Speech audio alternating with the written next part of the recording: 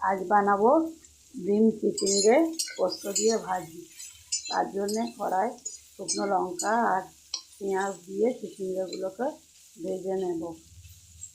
একটু ভাজা ভাজা হয়ে গেলে একটা ডিমকে ওর সঙ্গে ঝুড়ো করে ভেজে ওপর থেকে পোস্ত দিয়ে নামিয়ে নেব, পোস্ত ছড়িয়ে। তার মধ্যে একটু চিচিঙ্গেটা কেটে আগে নুন হলুদ দিয়ে একটু মেখে জলটাকে বার করে রেখে দিতে হবে।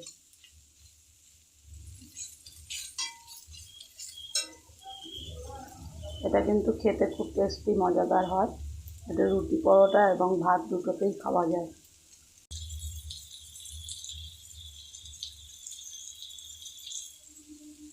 অল্প সামান্য চিনি দিয়ে দেব।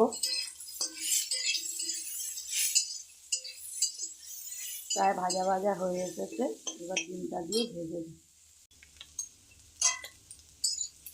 আবারও ডিমের সঙ্গে ঝুড়ি করে ভেজে নিচ্ছি। এটা হয়েই গেছে, নামিয়ে ওপর থেকে পোস্ত ছড়িয়ে দেব।